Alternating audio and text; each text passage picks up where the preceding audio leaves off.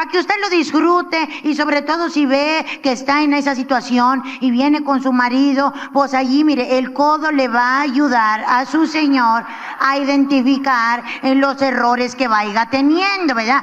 Por ejemplo, si yo digo, ay, los viejos huevones, usted hágale así, ¿verdad? Ay, el viejo pedorro, hágale así, o sea, su codo es la conexión con su pareja, ¿verdad? Aquella no es como la de los hombres, la de los hombres donde quiera se anda asomando, ¿a poco no?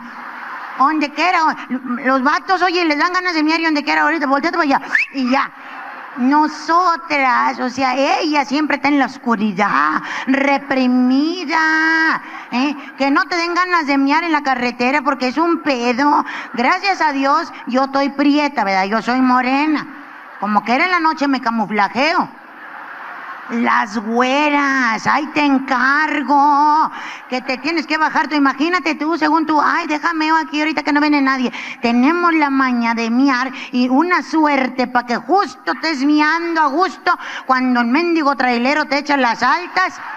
Y mira, parecen algas antirreflejantes, así bien fosforescentes, ya madre, hasta será un alien, no, son las nalgas de la güera, ¿verdad? Imagínate nomás. Pero así, o sea, ella siempre está sufrida y abnegada allá abajo, dejando entrar cabrones que ella ni conoce ni nada. Y fíjate, y por eso que bueno que le dieron su día. El vato yo no sé si tenga su día de laquillillo, no sé, ¿verdad? Pero no lo ocupan, es como el día del padre, es la verdad, o sea, el día de las madres, ¿quién estaba bien pedo? El papá. El día de Navidad, ¿quién estaba pedo? El papá. En Año Nuevo, el papá. En el bautizo, el papá. O sea, el vato siempre está pedo, cada fin de semana. Y ahora resulta que quieren fiesta también los cabrones, ¿verdad? Como para empedarse a gusto, ¿verdad? Porque si le dices, ya andas bien pedo, es día del padre. Ya nada más le dicen, está bueno, ay, pero te vas con un coraje. Y fíjate, a partir de que te dicen, estás preñada, las mujeres sí nos enfocamos en eso, a cuidarte, a comer saludable. A veces te dejas engatusar por el vato que te dice, come bien. Y allí, no, mi bebé tiene que comer bien. Pero ya me comí una hamburguesa, esa era del niño, ahora cómete la tuya, así. Por eso uno traga doblemente, porque el vato te consiente. 3 de la mañana tengo antojo, ¿qué te traigo? Fíjate, así te quieren engordar los cabrones. Así es, fíjate, ¿cómo anda uno ya bien preñada? Como de 8 meses y medio. La nariz, mira, el doble, se te hace gruesota, ¿a poco no? De hinchada, así, mira. Mira, de veras que Jorge Falcón te viene guango de lo desfigurado de su cara, de veras, oye, los cachetotes, las patas de una embarazada, unas memelotas que se va a cargar, no hay zapato que te entre bien, andas con medio talón de fuera, chancleando nomás. La panza se cae, conforme avanza el embarazo la panza se va yendo para abajo. ¿Cómo caminas? Así, imagínate la hinchada. Así anda una embarazada, pero las embarazadas los últimos meses nos dan mucha energía y quiere salir y le dices al vato, vamos a Expo Bebé. Fíjate, el vato que no trae al bebé, que no anda hinchado, que el vato duerme con madre, que no le dan calambres, el niño no se le mueve adentro, se fastidia el cabrón. Ahí anda uno en Expo Bebé, vamos allá, mira, allá se ve que hay ropita, ahí va uno así. El vato atrás de ti. Por eso, ¿qué vas a comprar? ¿Qué es lo que venimos a hacer? O sea, es que quiero ver ropa, o sea, por eso. Entonces, ¿para qué chingados hiciste baby shower? Era según que para juntar ropa. Pues sí, pero no sé, quiero un trajecito para sacarlo cuando ya nazca. Bueno, nomás de volada, porque ya, o sea, ya me engenté. Vamos, cabrón, fíjate, o sea, el vato ya está bien fastidiado. Pues, ¿qué le deja a su mujer que trae todos los síntomas? Pero ahora los hombres se quieren hacer partícipe, porque ya saben que no están cooperando con mucho, ¿verdad? Y luego imagínate, o sea, para 3 segundos de placer estás batallando toda tu vida tú, ¿verdad? Con la criatura. Y el vato ahora ya no dice, mi mujer está embarazada. Ahora se usa, estamos embarazados. Vamos, cabrón. Qué hocico tan desocupado, de veras. Yo realmente quisiera que se embarazaran los cabrones. Ahí sí valdría la pena festejar el Día del Padre. Órale, cabrón, chíngale. Ahí te va la panza un rato. Yo ya me cansé. Quiero dormir boca abajo hoy. Imagínate, pero no, la verdad que nada más se agarran allí palabras nada más por andar de idiosos. No, es que estamos embarazados. Ay, no, hombre, qué bárbaro. Y fíjate, se llega el día que vas a parir, no te apoya tampoco el vato. Porque uno, fíjate, le hablas. También tenemos esa mendiga suerte que te alivias cuando el vato está trabajando. Empiezan las contracciones y todo, le hablas. Oye, nada más para avisarte que se me hace que ya me voy a ir al hospital ahorita. ¿Por eso? ¿Por qué? Porque ya traigo las contracciones bien fuertes. Por eso, o sea, ¿vas a ir a que te den algo? ¿Cómo que te den algo, cabrón? Si no es gripa, para que me den paracetamol y ya. Le tienes que explicar que traigo contracciones y ya traigo bien dilatado allá. Entonces se me hace que yo ya voy a parir. Por eso, a la madre. Ay, ¿cómo chingado le hago ahorita yo?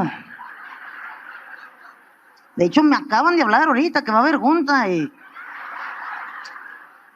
Ay, güey, ¿cómo le haré? ¿Cómo le haré?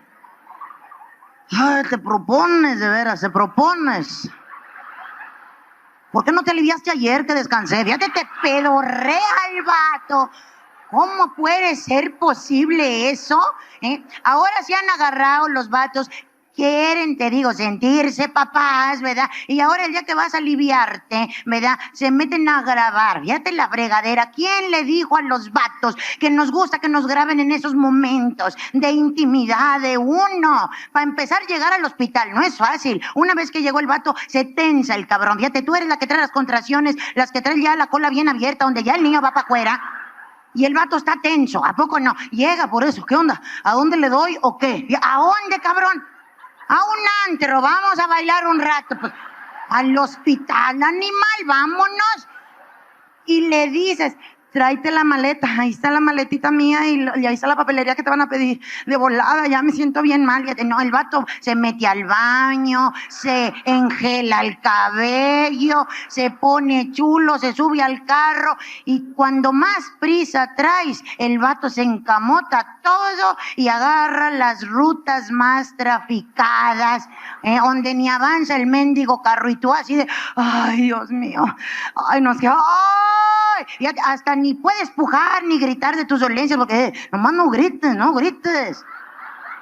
Es que me está doliendo un chingo, por eso. ¿Ves cómo ando ahorita? Vamos, cabrón. O sea, discúlpame por sentir dolor. Prefiero que estés tranquilo tú, cabrón. Oye, pues, y muchas viejas sí se lo aguantan para no molestar al vato. Y todavía, ¿ahora qué tienes? Ya, dale, ya quiero llegar. Es lo que te digo, ¿para qué chingos escogías el hospital tan lejos? Ya, o sea, no es momento, cabrón, está pariendo tu vieja y tú todavía discutiéndole el mendigo hospital. Llegas al hospital, te piden la papelería y uno, dale la papelería. ¿Cuál? La papelería, los legajos que te dejé ahí junto con mi maleta. Por eso. ¿Los echaste? Te dije, agárralos, por eso, chinga.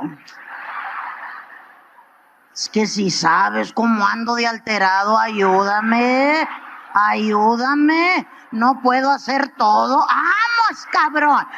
¿Qué hace el infeliz? Te digo, vamos a suponer que ya le pediste a un familiar, tráeme la mendiga maleta. Y todavía te pregunta el vato, ¿y maleta para qué? Si no vas de viaje. Es donde traigo la ropa para el niño y para mí. Bueno, pues ya, se va a poder grabar, fíjate, el vato lo que le interesa. Así estuve yo con mi marido hace 2 años que nació mi hija. Ay, no, también chingue, hijo de, se compró una handicam, fíjate, así que para manejarla con una mano. Andaba de novedoso porque así son los vatos. Es como cuando se compran un celular, lo pierdes 3 días, no sabes de él. ¿Dónde está el vato? Investigando para qué chingado sirve, este botón para qué. Y te lo platican como si tú estuvieras bien interesada. ¿A poco no? Mira, ven, mira. ¿Qué? Yo ando arreglando acá la ropa, ¿qué? Mira, ven, nada más porque veas, mira. ¿Tú no sabías que tenía todo esto en mi celular? No, está bien, no, espérate, todavía le falta esto otro. Ahí está, el vato quiere que tú le hagas, ¡qué padre! No, hombre, qué bárbaro, lo más chingón de la tecnología. Pues uno ni sabe, uno nada más contesta y se acabó. Con que jale la llamada, el Facebook y el WhatsApp, pa' uno ya está contentísima. Pero ahí está el vato en novedoso. Así estaba mi marido. Oye, el día que me fui a aliviar, ¿cómo te tienen cuando te vas a aliviar? Oye, despernancada completamente. Suba una pata, una madre donde la pones y otra para acá, aquí para que se empuje. Uno así con los calenturienses porque sudas de amar. Ay, Diosito santo. Ahí está mi marido, Rigoberto, tomándome. Yo, nada más dame espacio, Rigoberto, vete por allá. Esa es una cosa muy íntima. Tú dale, o sea. Como si yo no estuviera aquí. Fíjate, ay, ¿crees que yo lo iba a sentir que no estaba? O si me hacía unas tomas el cabrón. Yo despernancada y bueno, mija, este video lo vas a ver cuando estés grande, ¿verdad? Yo soy tu papá. Hola. Aquí está tu mamá. Bueno, acá está tu mamá y aquí estás tú. Ahorita vas a salir, ¿verdad? Por aquí también entrates, Por aquí también te metites y por aquí vas a salir. De hecho, ya te veo. Estás muy morenita, pero sí es la niña. ¿Qué chingados? ¿Qué tienes, prieto? Cállate el hocico y daste para allá, porque te investigan todos los cabrones. Y pregunto, ¿para qué te filman? No es una película que vayas a poder poner cualquier ocasión. Imagínate, bienvenidos, les voy a poner la película cuando me alivie. Aquí está. Oye, pues no se puede. Son cosas de uno. Ay, sí, mira cómo se me está abriendo, ahí vemos. Pues no. Total, y ahí está el vato haciéndome unos acercamientos. Yo no pude parir, ya de última hija no puede parir, fue cesárea de emergencia porque venía muy grande, que quién sabe de qué. Y yo no sé también si aquí hay algún doctor, ¿verdad? Ginecólogo, operador, ¿verdad? ¿Para qué chingados nos tapan? Ya cuando te van a hacer una cesárea te crucifican así acostada, las dos manos amarradas, o te ponen una mampara aquí para que tú no veas. ¿Por qué no puedo ver? Si es mi hija y es mi cuerpo, ¿por qué chingados me impiden? Oye, mi marido viendo todo y yo así imaginándome nomás.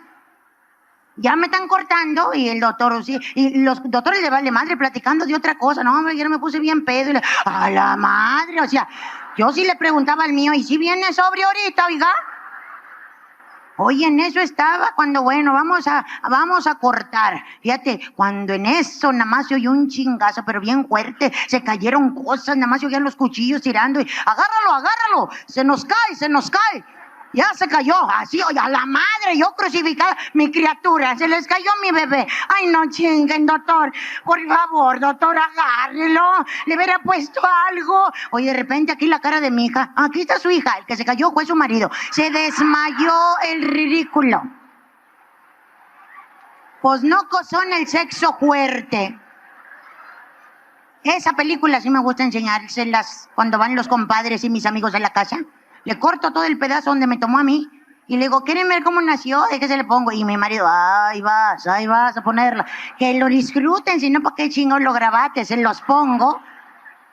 Y se ve con madre así la panza, justo se ve el cuchillo, tantita sangre y luego puro techo. Ya no se ve otra cosa.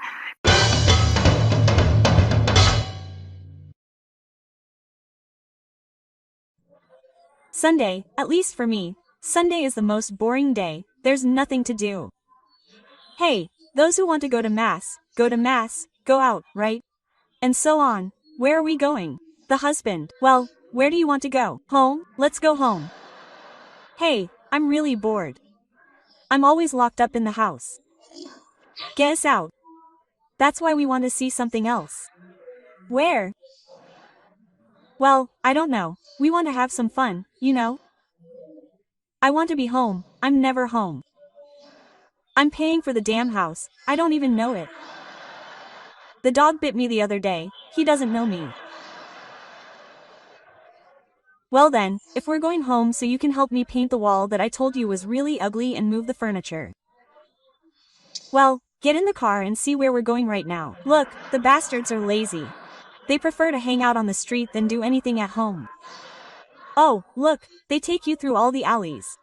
After 40 minutes, where are we going? Well, I'm thinking. What do you think? Are we close yet? Are we going to my mom's or what? Look, who told the husband that we'd enjoy going to see his mom? Or is the wife a clown because the visit is going to be fun? Hey, now we have to admit it. There are mothers-in-law, oh, who really suck going to visit them. They don't have any conversation. The wife is there watching TV, and even if you want to chat, how is she? Good. How nice, listen. This is so hot, right? I'm not hot or cold, I'm very well. No, the mosquitoes, right? How do mosquitoes bite? They don't bite me. What do you talk about with a person like that? Hey, and the husband, look, he wants to go see his mom, but on Sunday he doesn't even see her. The bastard goes there with his cousins who live nearby. There he abandons you at his mom's house, and the guy leaves the kids with you so the kid can, and... Let's go, Mom. Right now, my girl. I'm bored, Mom. I want to go now, Mom. My grandma smells like pure smoke, like that. And I'm not following you, my little boy. Well, let your dad get there. Where is he? Okay, they say street lamp, darkness of his house. He didn't want to do anything in his house. And where is the guy? Helping his cousin put a plate on the bastard. Look, I mean, come to your house, you idiot. We need a guy here too. But they don't do it, look. And we women are swallowing all that anger. None of this is fat, it's just anger that I accumulate throughout the day. Seriously. It's not that I'm fat. It's so easy to see. When you're married, you're fat. Those who have been divorced, weren't they fat? They got divorced with a mother who gets all hunky-dory because they let all that go. It's me, that's why when they say, oh, I'm going to get a divorce with a mother, it's going to change your life, I tell them. And it's not that it motivates divorce, but hey, you get out of here and, damn it, 90 kilos on top of you, the guy will go down on you. Come on, you can even breathe and the guy will tell you, like, move. Come on, daddy, right? Give me a chance, an opportunity. We need them to pay attention to us. Look, they even use human alarm clocks. Don't they, ladies? At night, look, one of them says to them, are you sleepy? No. And he's watching TV changing channels because it seems like they pay the unfortunate person to change channels. He changes and changes, changes. He has Dish, Skype, cable, everything, and he changes and changes 5,000 channels and it still tells you, there's nothing. Well, you don't watch anything, happy. The TV is just there and listen, or because he keeps changing and changing. Listen, and it still tells you there's nothing. That's why one tells them, well no, I was sleepy. Yes, but it's gone now. Let's talk about what? Well, I told you I was going to the doctor and I was talking and I have a lot of problems. What about? It's that I'm talking to you, I'm listening to you. What was it? That's why I have. I feel alone. I feel like you don't give a damn about me, that you don't care about me. I feel like no one is listening to me, how can you fall asleep in seconds? It's amazing. And you fall asleep soundly. How do you realize that the guy is asleep? Because you keep looking at him sleeping and suddenly he even scares you, flailing his arms and kicking. Just like that, look, as if the guy's spirit left him. After 15 minutes, the husband, in his sleep, remembers that he was talking to you. He opens one eye and surely tells you, we have to check that thing out. What the hell? If you didn't even pay attention to what you were saying and you still say, no way, stop it, tell me, I can already hear you, damn it, I'm not telling you anything. Oh, well, then talk to me in the morning, don't fall asleep, because if they fire me it'll be your fault. Look, you don't even sleep. Women with that earring wake up every half hour. What time is it? You don't need it. What time is it? And you turn to look at the guy with an impressive concern.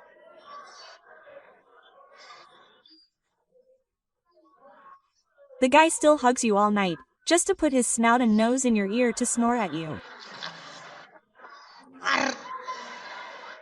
There are guys who snore as if they had a chicken stuck in their nose. Just hearing a pee makes you want to go out and find a starving cat to throw in its face.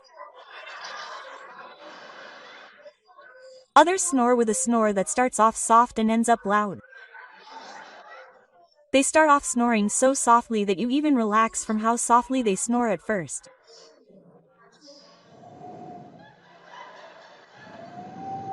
You even feel like you're on the beach with those snores. You relax, and when you're most relaxed, the first blow comes and they don't tell you what time it is, just right off the bat.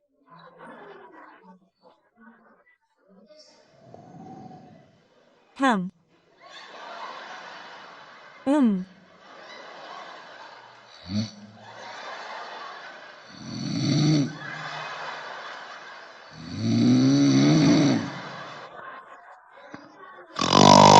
Until they finish. Imagine if you didn't punch the guy in the stomach and he still woke up scared. What happened? What happened? What happened? He's snoring really loudly in my ear. That's why, but you scare me, you scare me. I thought it was something else. He's snoring really hard at me. That's why there are ways to ask for things. Okay, go to sleep, whatever, here I am. Come on.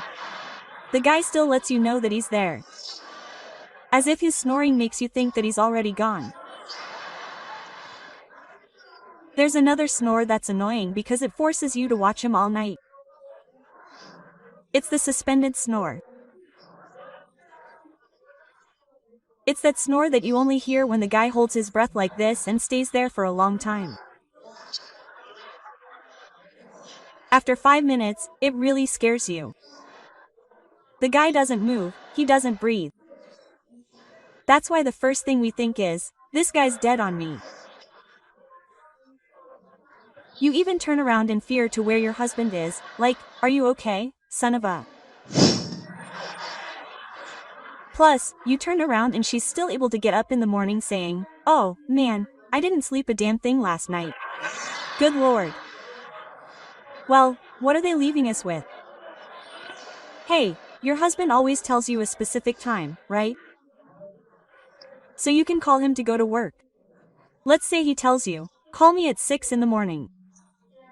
Since 5:55, you've been falling asleep. But you're waiting for 6 to come around to talk to him. It's already 6. Okay, get up. It's already 6. Right now, 6:20. So, wake up in another 20 minutes. 6:20. Okay, come on, I'm really sleepy. Get up, please. Right now, 6:30.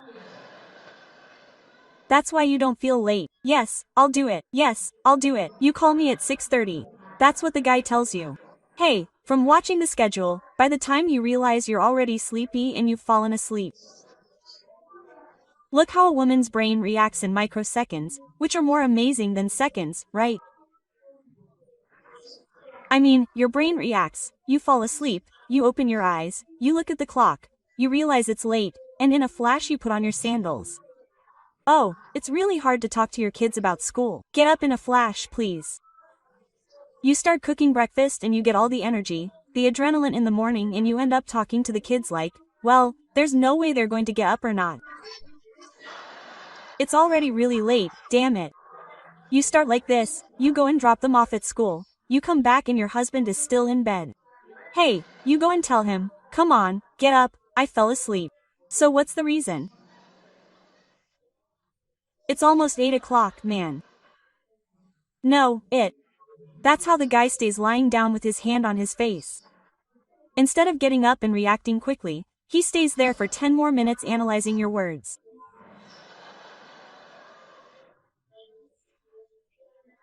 He straightens up, sits on the edge of the bed, and stays there for another 20 minutes staring at a shoe without blinking, as if analyzing how they would make the shoe, who would come up with it. I don't know, but those bastards don't hurry, and one of them still tells them, you're not going to work. That's why you don't even tell me, man. I told you, call me at 6. I called you at 6 and you told me at 6:20. And then I called you at 6:20 and you told me at 6:30, but I fell asleep. That's why I told you at 6:30. I didn't tell you. You did tell me. That's why. I'm asleep. Don't you think I'm talking to you in my sleep? And how am I supposed to know, you, pothead, that you're talking in your sleep? Hey, if you answer everything and the guy still tells you, dial over to work. Tell them to tell human resources. And what do I tell them? Well, that you fell asleep. Let's see if they can fix you up. Look, he's already blaming you, look. And why do we have to put up with that mortification, ladies? It's like, look, when you buy a painting, going shopping with a guy, oh no, it's like getting angry, he doesn't let you see anything. Really? There he brings you to the flea market. You just say, look how pretty it is, come on, come on. A lot of people come, walk. There goes one. You don't even look. Hey, let's suppose you bought a painting. You tell your husband to hang it on the wall. Look, he tells you the Sunday, but he doesn't tell you if it's Palm Sunday, Easter Sunday. He never tells you which Sunday. The damn painting even ends up warped from leaning against the wall, nothing more. Imagine, it's already in 3D where it's warping. One day as a woman you get desperate and say, well, I'll put it up. How much does it have to be? When your husband comes home from work, it's already hung up and instead of congratulating you, he farts. And that painting, how do you see it? So who put it up? Well, me. How? How did you put it up? Well, just like that, I just put a nail in and that's it. Oh, damn. How did you put the nail in? Well, I drilled a hole in it. What did you drill it with? Well, with that hammer drill you have, and then I drilled it, put the expander plug in, and put the peg in so it would hold tight. Which drill? Look, which of the 17 he has, well, with the only drill that animal has. And instead of congratulating you, no, man, that's what I'm telling you. I've already made a mess in my toolbox because all men have a toolbox. I don't know what it's for, like my toolbox is part of being masculine. I don't know what the hell it's for, but I want one. That's how guys are. Where do you open the box? What do guys keep in their toolboxes? Hey, crooked nails. What for? In case they come across a crooked hole. What do they keep that for? Hey, rusty pipes. What for? Hey, to make you get, I don't know, some disease from the rust. Hey, those black strips for insulating light, like 50. Do you work at the General Electricity Commission or what do you want all that for? Just imagine what you're doing, you're just filthy. And they're farting on you because you grabbed the drill. Enough, ladies. We're sick of people not supporting us, of people not valuing what we do. Look, right now, out of those of you who are here, how many of you struggled to get him here right now? Because the lazy guy, there's one, let's go already. So, when's the going to start? Well, hey, it's not when it starts. Let's go already. I want to go out. I'm suffocating here in the house because we don't just suffer with the girdle. We even suffer with our underwear. Isn't that right? Braces. We have a lot of bras. We have that everyday bra. It fits you so comfortably that it's already broken. You already got a hole in this here, it even scared you. Where you put it? Oh my god, I think I have a tumor. And it's not the strip that's getting into the hole.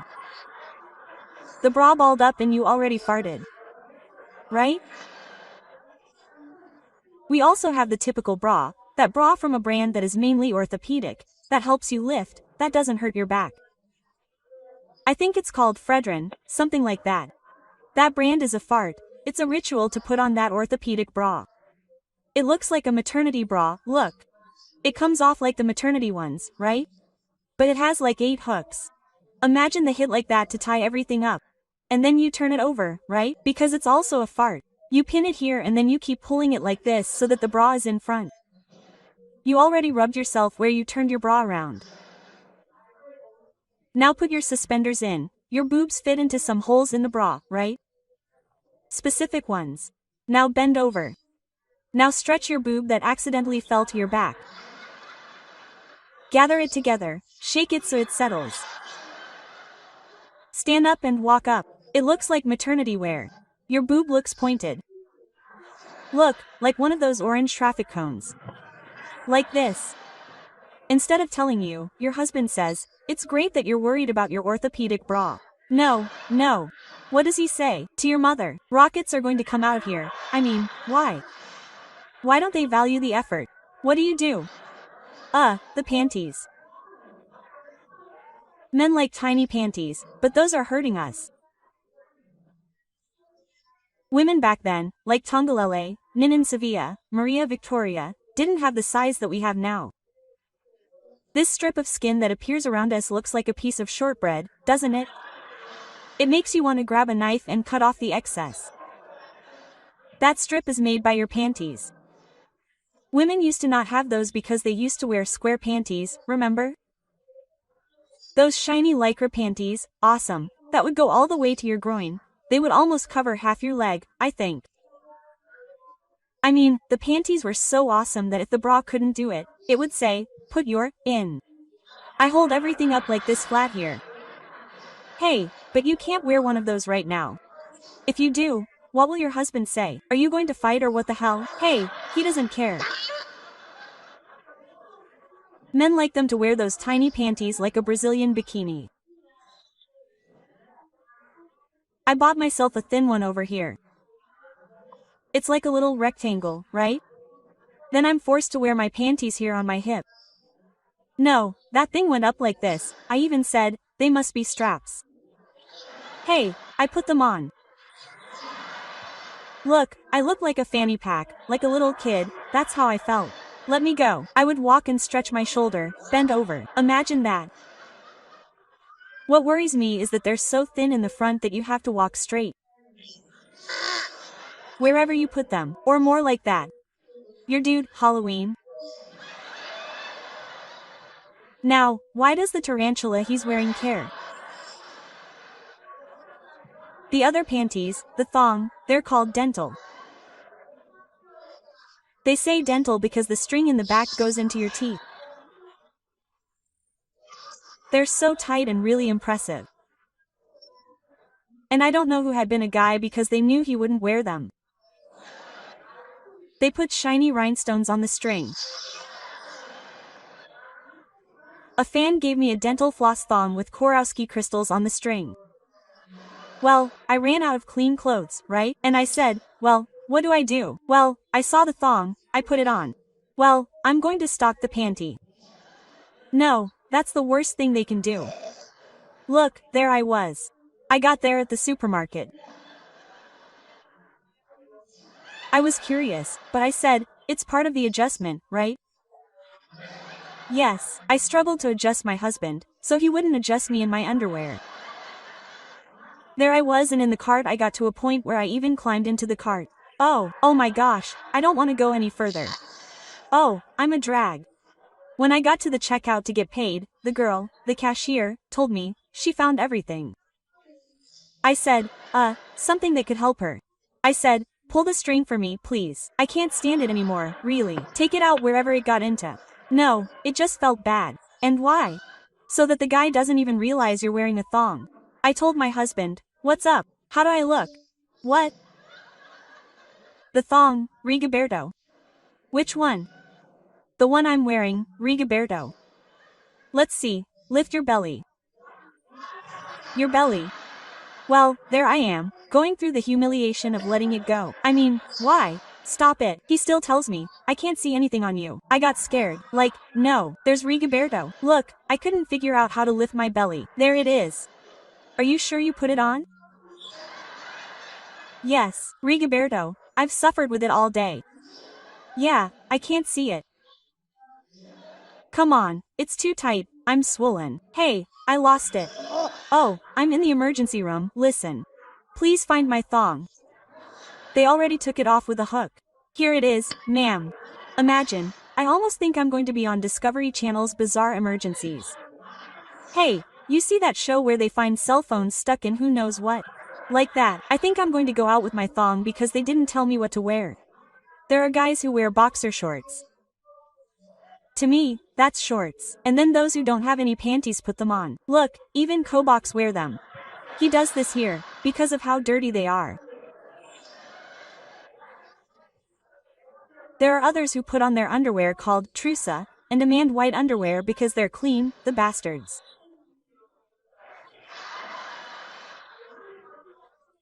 The only day you see the underwear completely white is the day you bought it, because later they kind of underline it, man, and I don't know what those bastards swallow because that's really ingrained in them.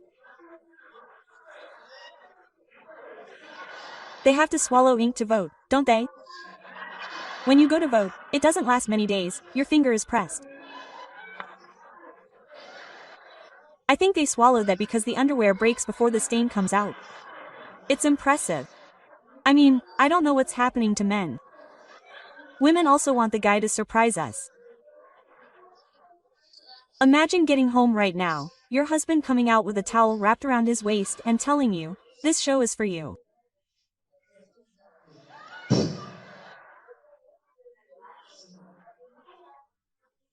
And I dropped the towel and a thong came out, dental thong with an elephant trunk in front, and it stalks you throughout the house and you scream and scream. Yanji, Yumani. Saying the word Christmas brings back fond memories. Doesn't it? Oh, Christmas, love, peace, togetherness. But the truth is that after Christmas comes a whole mess, especially for women, because we're the ones who always start with that. Let's decorate the house even if the guy doesn't want to, because the bastards almost never want to. One of them tells them to help me put the hose outside the house. I want you to take the whole hose around the house so it looks really nice, and then the hoses are like rain. So, how many hoses do you want me to put? Well, there are 4 hoses so it lasts until the end, and there are 3 of rain. So it's nice and thick. That's why I'm going to climb up. Well, if you can reach from here, then put them from here. That's why, well, you know, right? But why all the fuss? Well, for Christmas, that's why. I mean, Christmas is coming. What a beautiful house, right? I mean, Christmas is in fashion here. Come on. Now the guy is all poetic. He doesn't want to wear it here or anywhere else. The guys are lazy, just imagine. What's more, there are guys who even make excuses for themselves. So, well, I put them up, but I have to climb up on the roof and bend down. I could kill myself because of the freaking lights, and now there's no Christmas. I mean, it'll make you sad. That's why we shouldn't make fun of or talk badly when you're walking through the city and you see a house that has a little tree there with a bunch of ends thrown in. Instead of saying, oh, how ridiculous, how lazy. No, say, what an idiot that guy didn't help the lady put it up. Because that series was put up by a short woman who couldn't reach it and kept jumping to get it to catch, and that's how it ended up. She wanted to make it look nice, but she couldn't. And that's where the branch got caught. Imagine that. There are many who, just so they don't look like a Grinch, go to the haberdashery and buy Christmas paper and cover the door. That's it. But look, the guy, on the contrary, instead of saying, the house is pretty, isn't it? And now all this fuss about the door. Quote, what? Well, you didn't want to put the series, so I covered the door. Well, keep throwing money at him like that. Hey, why are they like that? The little pine tree. Many women love to put up the little Christmas tree. It's a tradition, and the truth is that entering a house and seeing the little pine tree inspires confidence, like something really pretty, right? Some people like the real pine tree and the artificial one. It's a problem with both. Look, the artificial one, I mean, where do you keep it once you take it down, right? Because the guy always takes over everything. Because most houses that have stairs have like a little storage room, right? That's where we use it to put the pine tree and all the Christmas stuff, unless the guy puts his junk in there and doesn't let you put anything down. What do guys put in there? Their toolbox, which I don't know what they want it for. They never do anything around the house, but having the toolbox makes you feel good, man. I don't know. I mean, there it is, God. There it goes. Where else can I put the little pine tree? And the cleaning, fixing it up wherever I can. The guy, wherever he feels like taking something out, doesn't give a damn, and all you can hear is the mess. And the Christmas party is the problem. That's why all this crap is in the way here. Because they're too big to even take things out. Look, you get tired of telling him, help me. They have the toolbox there, Diaquis, it's even rusty where it's not used. Hey, when the bathroom falls apart, one of you says, help me fix it. Because that toad, or I don't know what it's called, gets stuck. I have to put my hand in to pull it out. Yeah. This one, I'll check it out later. Later. Months go by and he doesn't fix it, huh? And then he complains because a lot of water came out. Imagine another one when you go, I don't know, to buy a painting, right? One of those modern ones like Buddha or mandala, that's a mess, right? Or apples. You see, they used to put apples on the wall these days. You buy it and tell the guy to hang it. Yeah, leave it on Sunday, I'll put it up. But he doesn't tell you if Easter Sunday is celebrated. You don't know which Sunday the damn painting is made. It's leaning over there on the wall. With the humidity it starts to look like this. Imagine that. Someone says, it's 3D, right? It's already come out like this. You're so frustrated by the guy who doesn't do anything that you end up putting it up yourself. One of the women gets frustrated, so I'm going to put it up. What's the point of it? And by the time the guy gets back from work, the painting is already up. Instead of congratulating you, he farts at you, comes over and says, what about that painting? How do you see it? Quote. So who put it up? Well, I'm asking you, who put it up? I put it up. How did you put it up? Well, like that, but it's like, oh, listen to me carefully. How did you hang it? Well, I mean, I put the nail in and I hung it up. You just put the nail in the wall like this, right? I mean, I drilled a hole in the wall and then I put in the expander so it would hold up well. I put the drill in and hung the picture. I'll see. Go back, go back. You drilled a hole in the wall. Yes. With what? With the drill. Which drill? Which one? Look, out of the 17 you have, I picked number 11. I mean, for a lousy drill that has, I don't know, they still ask about the drill. It even has things like it burned out. One day they changed the plug. It has a lot of electrical tape there and the damn thing, huh? The fan took it and how much? I mean, there it is, huh? And one, well, where did you get yours? The damn driller, where? Well, from the toolbox you have down there by the stairs. Where's the damn box? Where's the box? It makes me feel like I've made a mess. Come on. I mean, it's like I have everything in place, the ridiculous thing.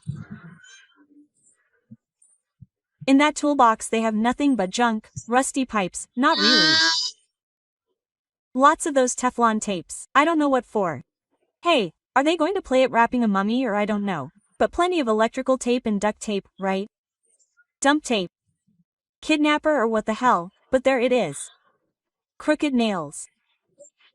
I mean, what for? In case there's a crooked hole, you put it in. I mean, what's all that for and all that stuff? The gentlemen have it there and they fart at you instead of thanking you because you saved me the trouble. They don't fart, but that's how they are.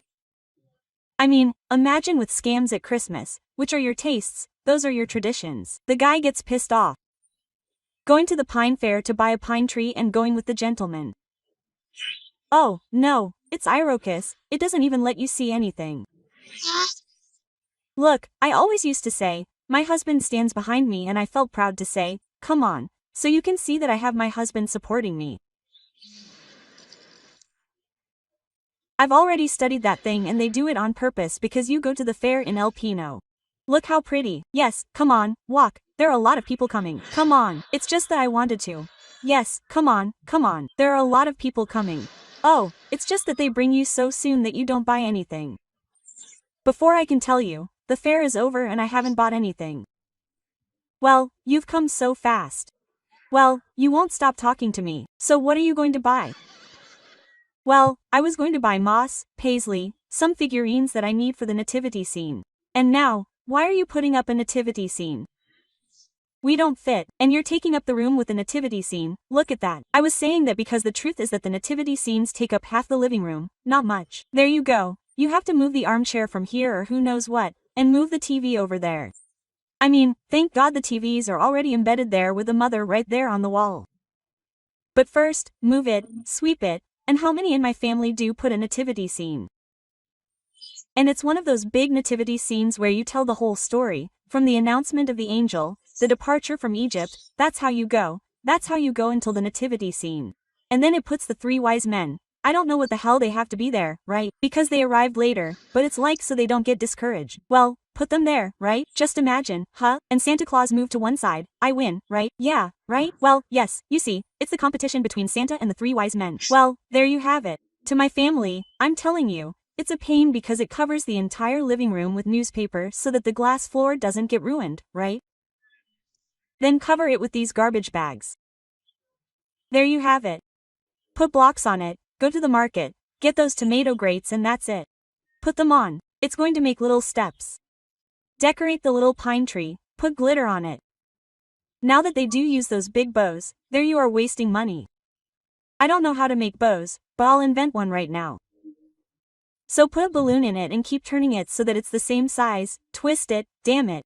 There you are making tutorials on YouTube. Oh, look, that one looks nice. It didn't turn out like the one you saw, but whatever, right? There's an ingenious one, look. Full of glitter, because all that stuff has glitter. Not much. I spent 3 days putting glitter on after putting up the pine tree, because if you're slow, you swallow it. Oh my gosh, look, it sparkled, it really sparkled. I mean, I told you, it looks really pretty. I want to take a picture of it, but I said, no, it's going to look really ugly. Just imagine. Well, there it is.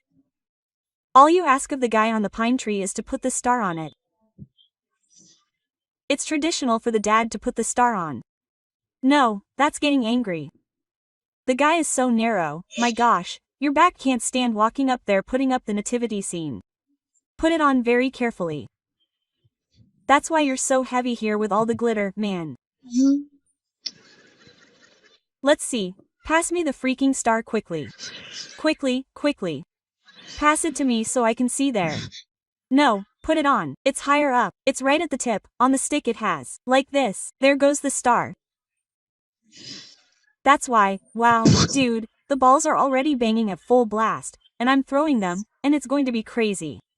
Oh, no, it's already stuck there. I can't reach it anymore. I don't know what just cracked here. Look, a little lamb from the nativity scene just cracked. Oh, man, we're done with the figurines. Thanks to the guys, huh? The lake crashed. How do we make the lake? A mirror with the little fish on top. Not really. That was a tradition that's always been around.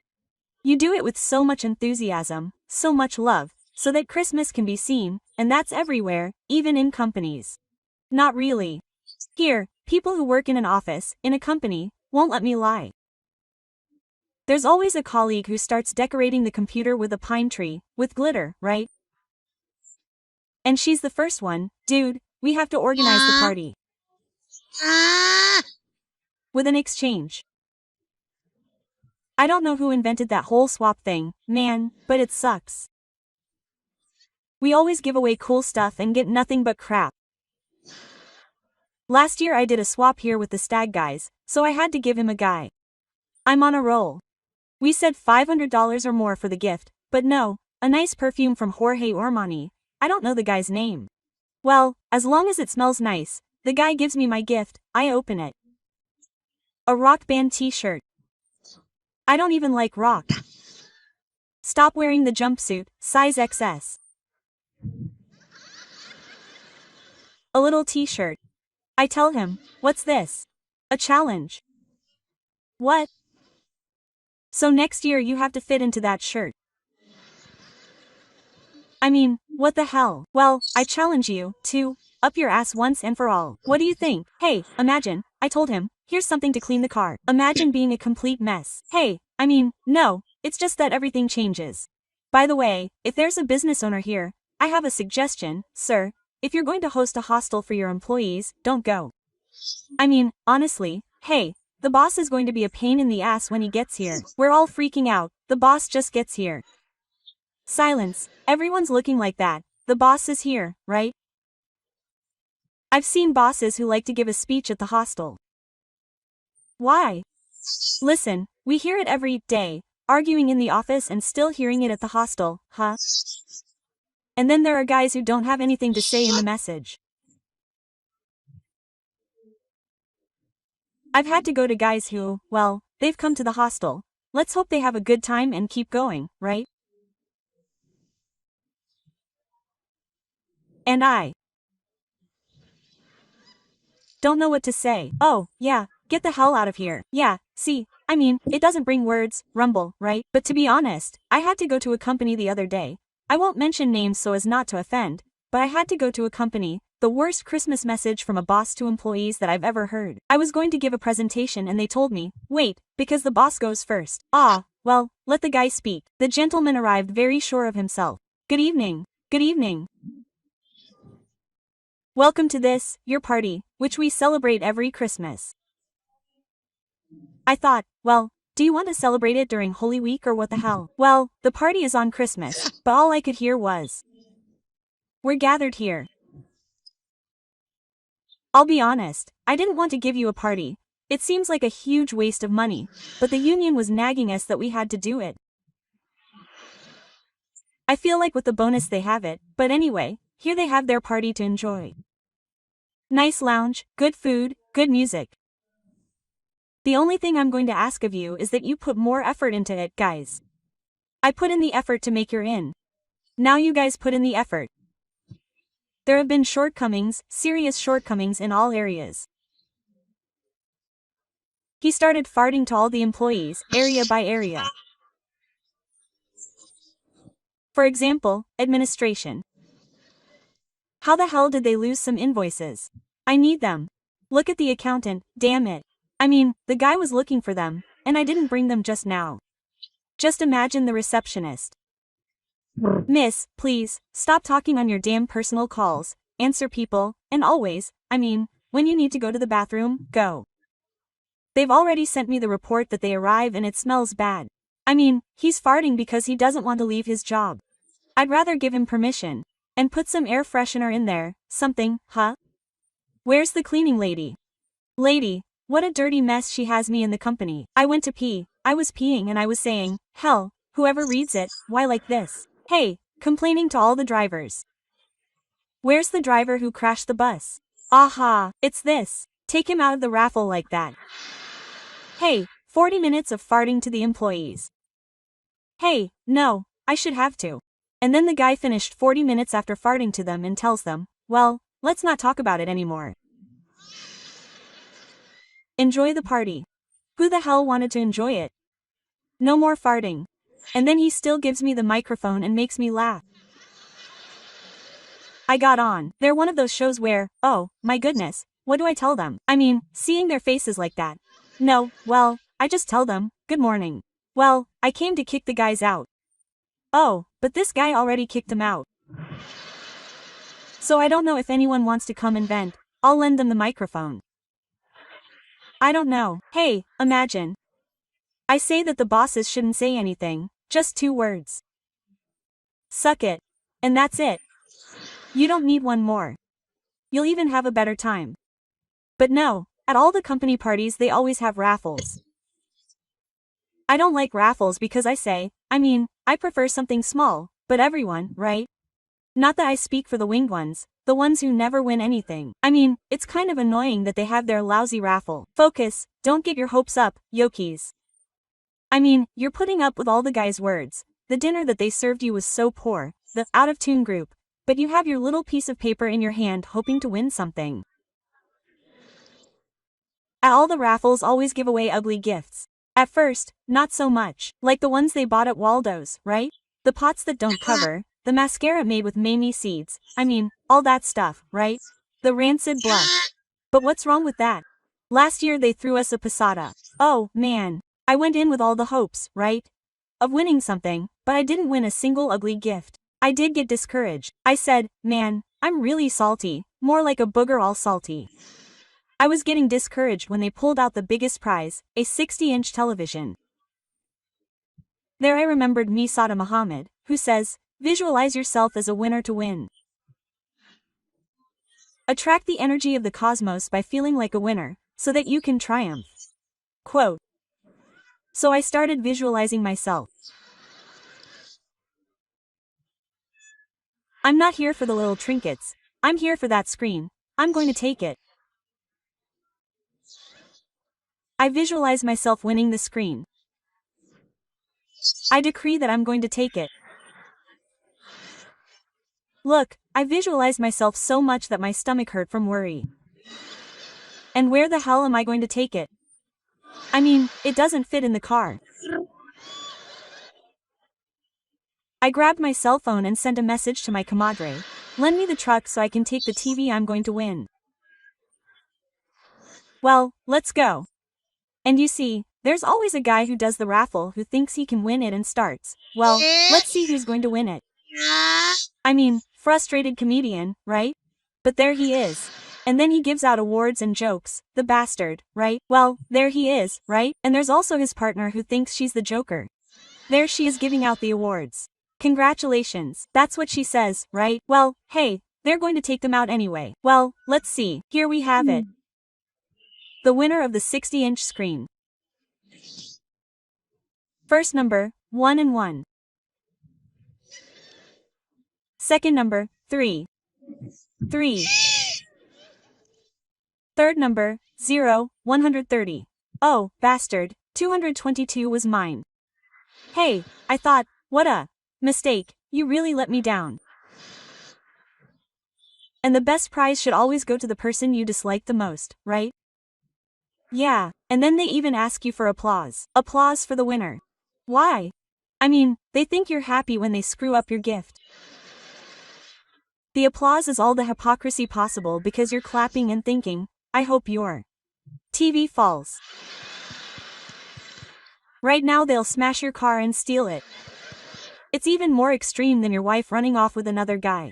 I mean, that's how it is, and all for a raffle prize. That's why I tell them, if there are business owners here, don't have a raffle. I mean, if you don't have enough for a prize, it's better not to do anything, right? Because for the filth, I mean, anger and the guys, there are men who invite you to be their partner. Let's go to my inn. What the hell do they take you for? Hey, the guy starts talking to his coworkers and you see the camera coming and you smile. And there you stand there, even looking crazy laughing to yourself. There comes a point where you get all wrapped up, you can't do it anymore.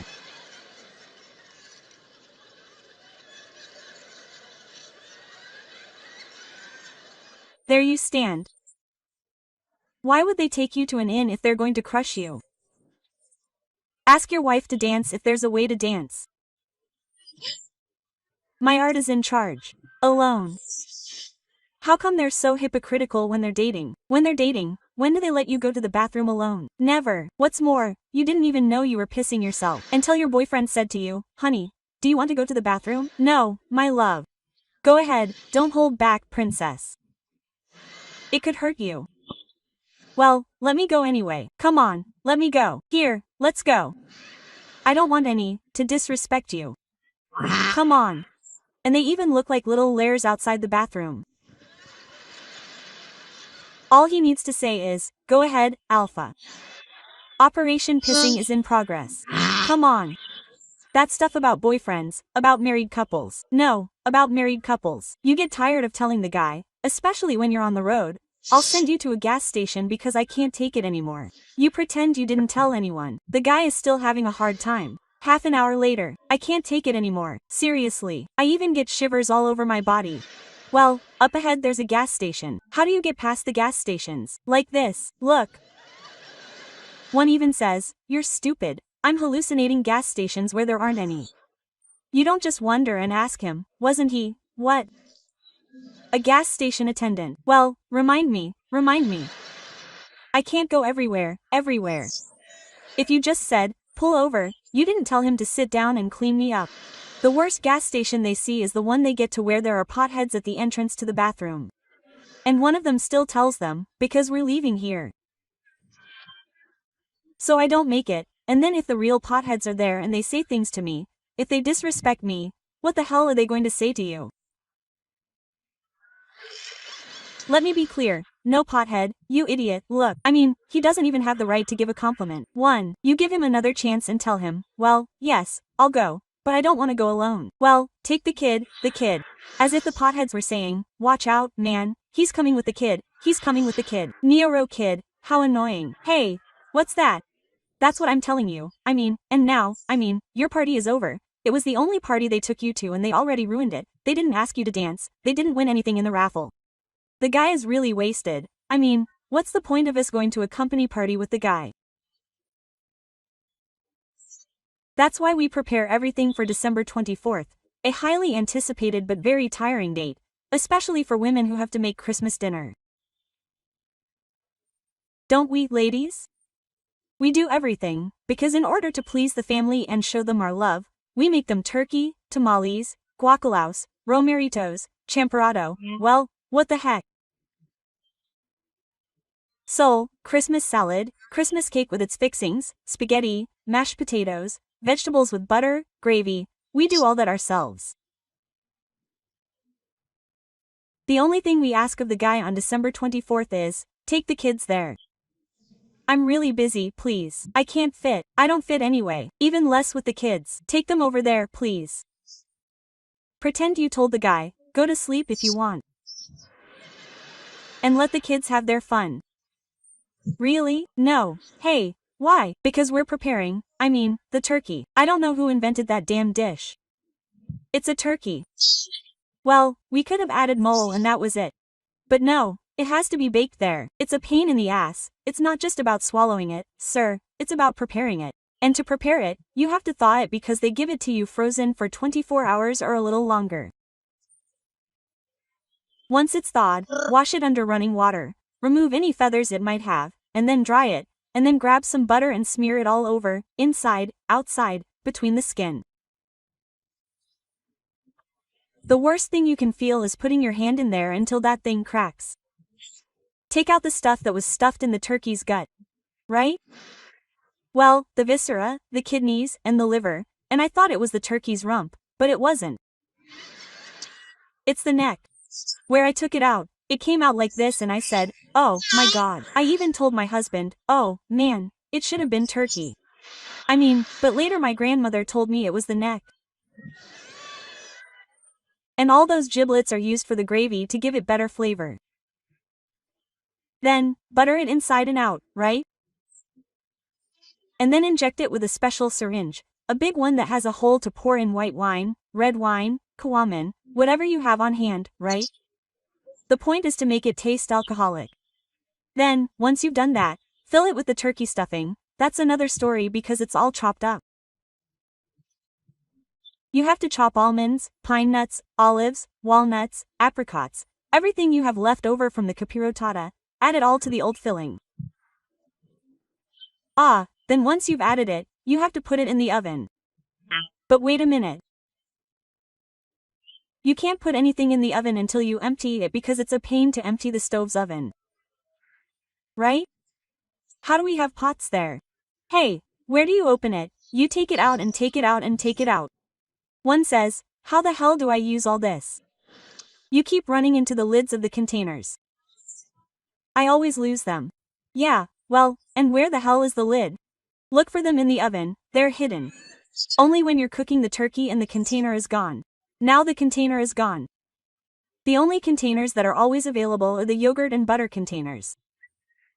Well, I've always bought those expensive ones that come in two, like this and that don't leak a drop of water. Those are really expensive and I always lose the lid. The butter and yogurt containers are faithful and even though they're not the same, they fit together. The bad thing is the guys. I'm telling you, guys ruin everything. Hey, the other day it's not my fault that many guys, including mine, get up at dawn to pee and from peeing they go to swallow whatever is in the fridge. I didn't tell you, I already gave you dinner, go to sleep. But I was fast asleep and suddenly I see the bright light, open one eye, I take two. What happened? What happened? My husband is there. Oh, gay. Hey, get up, get up. What's wrong, Roberto? What happened? Get up, get up. Oh, gay. What the hell did you put in the yogurt container? I mean, I don't know. I'm just drowsy. What are you talking about? What did you put in it? Oh, gay. What did you put in the strawberry yogurt container that's in the refrigerator? Oh, sauce. I mean, I put it there. Well, let me know. I'll give him the drink. I can't stand it. Look. It lasted a long time like that. Oh, gay. He was spitting drool. Imagine what it was. More. And then I tell him, why don't I bring you water? I'm already Tycho. Don't even tell me. Oh, it's my fault. Post total. Hey, since you've already emptied the oven, right? You put the turkey in, and from the moment you put it in, every hour you have to take it out to bathe the animal in its own juices. I mean, like a little kid, you also have to put a thermometer in it. Look, I don't put a thermometer in my eggs to know if they're warm. I just grab them. Oh, you're hot. And yeah, I mean, yes, you grab the damn turkey. Oh, you're hot. But it turns out that no, you still have to turn it up a notch. Well, there you go. Take it out and put it in. While you put the turkey in, you dedicate yourself to making other things. You make romeritos, guacalao, spaghetti, mashed potatoes. Tamales. Who's made the tamales that are here? Most. Yes or no, ladies, it's a pain in the ass to make tamales. Look how they burn your back. But man, you start off feeling bad here and there you go. There you go, you get screwed. Oh, bastard. And you don't want to stop. Oh, it's so complicated to make the stews, you end up all sprinkled with red chili and damn it. Imagine, because we always say, I'm just going to make a few more so it smells like reheated tamales. But if you don't have the measurements, man.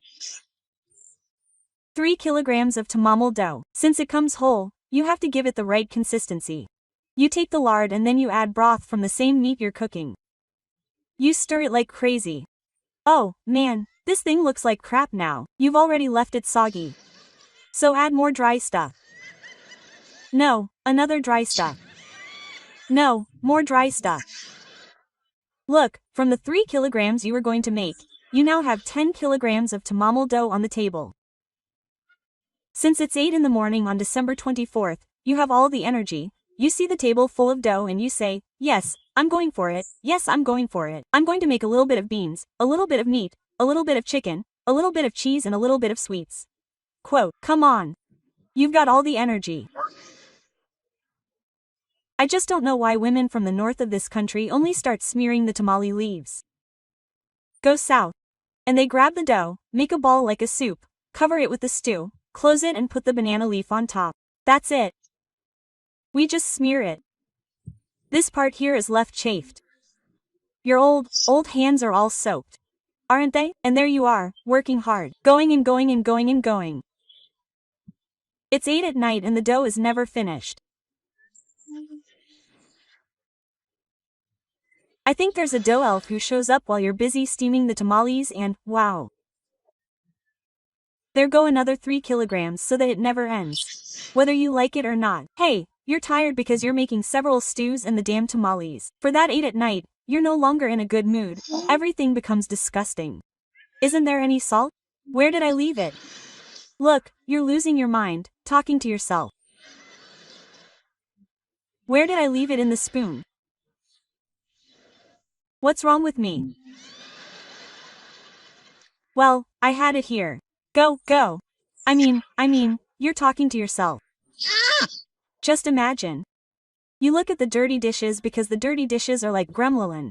There were 2 saucepans, water spilled on them, they multiplied. There are already quite a few, hey, pieces of tamale leaves. You're already out, look, you're running out of leaves before the damn dough. You end up saying, come eat so you can free up leaves. I mean, you don't know what the hell to do. You even grab your kid's notebook. Sheets are sheets.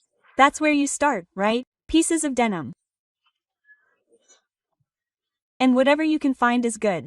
As long as you run out of dough, it never runs out. You start to see your life like, oh man, you don't have to stumble over the pots you took out of the oven and that's it. Where are your kids coming? The ones you told your husband to take care of. Mom.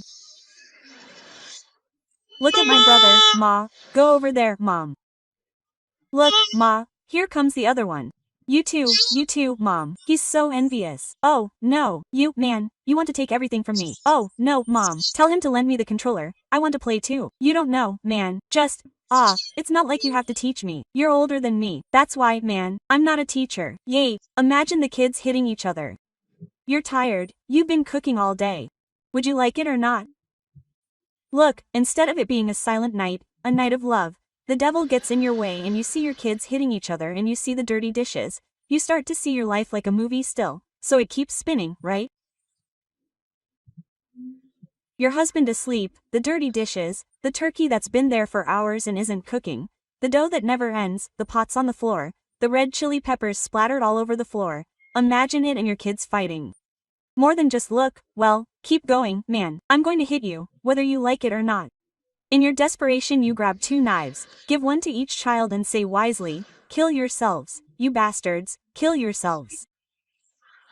Aha! Look, shut up, you bastards.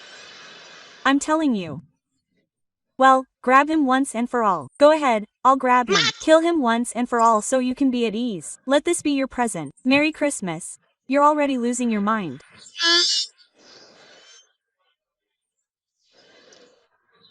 But when the wife gets crazy, the husband becomes completely calm, and every sleepyhead comes to judge you. Do you think what you're telling the kids is right? Let them kill themselves. I know it's not, but it was an outburst. Besides, I also told you to take care of them. Now it's all about me. Look, he's already feeling offended. I told you very clearly, hey, take care of them. I mean, no one's doing anything. You're just lying down and in a while you're going to be the first one to deliver. Where's your sister? She said she was going to come help me. She didn't open her mouth and say, I'm coming early. Where is she? Well, of course, it was about making things happen. It didn't come. It was about swearing at them, letting go, and letting out everything you have in your soul. Now she's with my sister and your mom too, who didn't even know who your little brother was. So you start telling her all sorts of things, huh? But oh well, listen, you're tired. The guy still, instead of telling you, we'll help you right now, doesn't mess with the game. That's why, let's see. I don't understand why you're like this, woman. You don't know. I've been standing here in the kitchen since 8 in the morning making them swallow. I can't stand it anymore. The damn dough won't run out. There it is. I took out a tamale machine full of only hero tamales, the ones that have nothing in them. It's pure. I did it this way to throw away a little bit and it still won't run out. Damn. Turkey, it came out Munra, it doesn't want to cook. It's been there since 8 o'clock in the morning and it doesn't so. I'll do the dishes, not anymore. I've washed them a ton of times and they keep coming out and the damn things are still banging around. That's why, hey, calm down. The question here is, why so much food? You would have made me a ham sandwich. Oh, son of a. Why does he tell you that until you're stuck in the kitchen? Why doesn't he tell you that before? You'll even see avocado in the sandwich. But he tells you when you're really busy, hey, the first ones to get ready on December 24th are the guys. Right? One guy is still mopping the floor and where do you smell that men's perfume? And I don't know why there are guys who like to dress up in cowboys on the 24th and 31st. Why? I mean, if it's not cowboys, there's no Christmas. There goes the guy, look, here comes the damn goody and gutsy guy too, around. Instead of helping you in a hurry, you're already there because it's already late. Here I go. Well, I'm still mopping. I still have to mop the living room. I'm not going to make that dough anymore. I'll tell them later if they want to take some dough, I don't know, but I still have some here. Then I still have to take a bath. So what are you going to do? Well, mop and take a bath, or if you help me and I take a bath, I mean, what do I do? Well, go ahead, mop. No, I mean, mop, then you take a bath. That's how the bastards leave you alone. Not really. Imagine, because I don't know why they have that, huh? People keep coming to your house, among them your mother-in-law who doesn't even feel like asking how she is. You know she's going to tell you, I'm really bad, really bad. My sugar level is really high, my knee hurts quite a bit where I walk. Oh, look, that's what I don't know what it is. Your sister-in-law is arriving at the musty place. That sister-in-law, right? The wife of the brother-in-law who doesn't talk, she's just like that. People even say, look, she's a, because she doesn't talk. Quote, hey, just imagine, people just keep coming and coming. I don't know how your family spends it, but on December 24th I'm obligated to pray, right? And it's not like it's an obligation, right? But mom, I almost think it's penance, and mom is one of those who prays and prays so that she can hear. Most people pray in a good tone at the beginning and then tone it down by inertia. Our Father, who art in heaven, hallowed be thy name. Come, come, Lord, let me hear you, so that my mom can hear that. You can't hear her. But I'm praying. No, you can't hear her. Again from the beginning. First mystery. We're going to finish by praying with impetus. Look at it this way, we already know that from the beginning we have to give it to her. We also do that thing with the baby Jesus and the singing, right? Here comes the sinner. You give the baby Jesus a little kiss, you grab a piece of candy, and you can't choose it. Whatever happens to you, if they don't slap you, I don't like that. Take him out, grab whoever you want and go back. Look, there's always a guy who arrives at the inn already drunk. Just imagine. He arrives, a sinner arrives and the drunk, just imagine. Hey, with an atmosphere and one at first, you just look at him, little mistakes come and pray to the baby Jesus.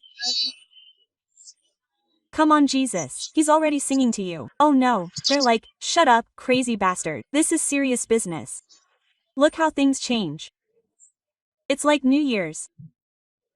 New Year's also brings its traditions. It's harder because it's straight up drunk. At Christmas I lost my prayers. Not on New Year's, what I brought you to, Chenko, to get drunk, not at all. And the guys are neither slow nor lazy. After a while they don't even know what the hell is being celebrated. Everyone, Happy New Year. And the guy just stands there like a fan. From the pedestal.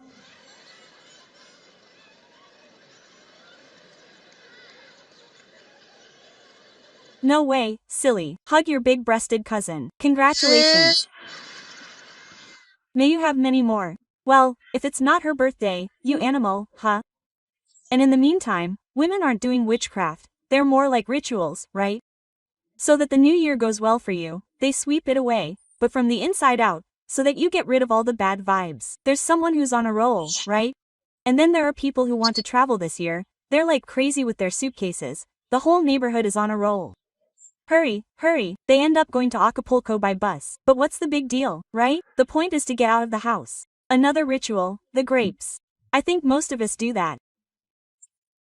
Each chime is supposed to be a grape, but the chimes are really cool, really. Hey, I'm like, tin, first wish, tin, oh, wait for me. I got stuck in the tin. Oh, man, I mean, water. Image, let's go. You see, I'll be making wishes for a while now. I'll be gathering them up here. I think this is a grape. Or maybe it's a hernia. I mean, there won't be one or what, right? Underwear. Women do that thing with yellow and red underwear, right? For love and money, but you have to put them on inside out. I mean, when the old year is here, right? Bring them on inside out and then come New Year's, go get in and turn them inside out. Hey, look, I do all that. If I don't do anything bad, I don't do anything good either, right? Or the other way around. I don't know how I said it, but there you go. Eating grapes in the bathroom, your suitcase right there, right? Changing your underwear and everything. You're so much in a hurry that I was this year, right? When this year came, well, when I changed. And didn't take them off. Label, well I turned them around. The party continued and the thing and I was like, oh. And he left me a goat, a donkey. Oh. I go over to my cousin, I say, hey, uncomfortable, what's wrong? I say, I don't know, I bring the discomfort wherever I told you. It's not papilloma I tell her, shut up, I'll dry it. No, it bothered me. I saw my gynecologist and since he sees me wherever I go he said to see me. Come over here. I'll see you here at home. Oh, I got to his house and I told him, check. I said, no, go do something. He sees me, he says, what's this mess you have? A little label like 1350. I mean, the underwear said, come on, right? I mean, well, so they can see, right? Because that's how you do it. I mean, and instead of all that becoming a union, a friendship, thanks to the guy getting drunk, problems start. There are some who like to fight on those dates. They're drinking, look, with the beer in a glass because they like to buy it by the gallon, right? Right. Well, that's really drunk. Then, what's up, dude? Hey. What's up? No, nothing, dude. Nothing, nothing. You're stuck with me, dude. Hey, do you like me or what? It's like you're so handsome. And then, what's up? Hey, do you want trouble or what, dude? Hey, you already have it. They throw the bottle. I mean, if you're going to fight, sir, don't make a big deal out of breaking glass. I mean, fight, but tell him, okay, dude, wait for me. And go ahead, put your bottle down and go back to fighting. There are other ridiculous people who get naked to fight. Hey, what's up? Come on, dude. And they're taking their shirts off. I mean, imagine. And all hell broke loose because you see the guy is going to fight and you're like, put your shirt on. I mean, you're worried about him getting screwed up. I mean, imagine if the guy gets screwed up, you have to take him to rehab and that's it. And the mother-in-law started, she realized, oh my god, why are they doing this to me? And we always have a sister-in-law who's a fart. Leave it at that. Imagine, all hell broke loose, huh, huh. The idiot is just standing there watching the farts, huh? The brother-in-law is meddling. But what was the big deal? What happened? Look, like this and we, put on your shirt and your kid, I can break some bricks, go over there, you. Imagine all the things that can happen when you talk about rockets. Sir, women don't like rockets, especially for children. They're dangerous. One of them tells them, don't you dare buy them.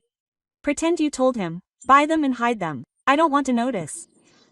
New Year's is a great time for that, and I'm telling you, there are no prayers, there's nothing, just rockets going off. And the guys are just going off rockets, just imagine that. And the guy, Mom, I want to shoot rockets. No, come on, Mom. No, Mom, they're all shooting off rockets. But I don't care about them all, I care about you. Mom. I just want to donate, so no. When a good mother says, no, there's the bad father to contradict you. Really wasted. Now, what did they bring? What happened? He wants to set off rockets and then you're screwed, he's going to burn himself. That's why it's okay, right? It's okay, son? No, you see, it's okay. So you can be calmer. I'll dream about it with him. You're really wasted, please. Don't call a guy drunk because he'll get offended. What? Who's drunk? That's what I'm talking about. Who's drunk? Hey, you don't even know. Bring the cannons, the R-15s, son. Let's see who's drunk. Yeah, you already challenged the bastard. Before, they used to set off rockets with a lighter or a match. Now, they're worse off with idiots with a cigarette in their mouths. Imagine the guy really wasted there giving instructions to the child. Let's see. Pass me the cannon quickly. Pass it to me. Blast. Oh, how am I going to teach him one more time, huh? Look, set the powder so you can thunder like hell. Always dry the fuse.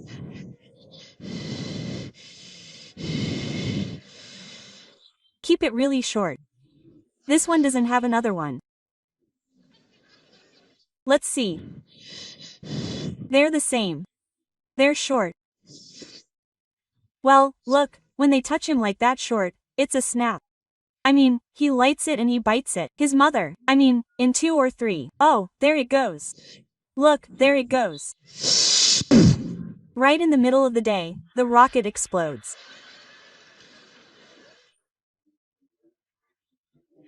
There they end up with a disheveled mustache, a burning eyebrow, no eyelashes, all singed, with a slight buzzing in their ears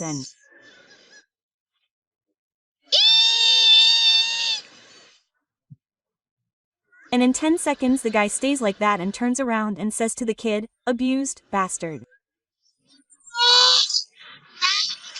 Abused. Analyze what they can cause with their stupidities, right? Ladies, that's why I really want to tell you all this Christmas. Don't wait until you see what is the Lord going to give you. Demand it. Tell him, "I want you to give me this. And if it's not this, it's better to give me the money to buy it myself." Yes, because if you tell him, if it's not this, it's nothing. They'll give you nothing. Don't demand, miss, because you've been giving women ticks all year long. What can the guy give you? Then right away, "I don't know what to give you. I didn't know. You didn't know. You didn't pay attention to me. Your wife told you. Look at that pretty bag. Write it down. My mom liked that bag. Come on." Hey, we also tell her what we don't like. For example, perfumes. "Oh no, I don't like that perfume the girl was wearing." "Which one?" "That one." I mean, if you smell something with that scent, I don't know, it's kind of cloying. It makes you look like an easy old lady, eh? And at Christmas you're opening your present. They just gave you that perfume. And the guy still says, "Wow, I remembered you." Quote. Look, the worst thing they can do at Christmas is, how do you end up? By December 25th, people won't leave because there are these stubborn guests. Hey, no matter how much you tell them, "Oh, I'm so tired," and they keep coming back, and you say, "How the hell do I tell them to get out of my house?" You end up washing dishes at 7 in the morning. I'm not even talking about leaning over, I'm almost at the sink with the dishes. Where's your dude coming from? Really tired. He'll grab you from behind, he won't kiss you, he'll snort in your ears. He thinks it feels really nice to. ...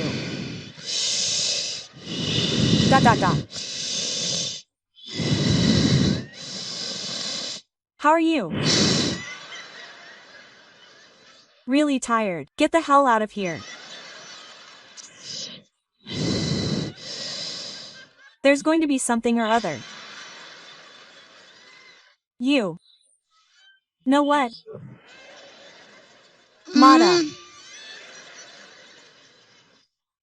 For the squirrel. For the squirrel, one says. Well, give him peanuts, give him some turkey stuffing. I don't know. Hey, and one still says, you finish washing the dishes, you go and check on your kids, uncover the one that's covered too much and cover the one that's not covered, right? Going around putting away the toys because Santa is supposed to have arrived and you're going around in a hush and quiet so no one can hear you putting them away and the mother tells me to write a dedication and that's it. Oh, and you go, you think you're a saint, and you get to your room all screwed up, you open the door, there's the guy lying there.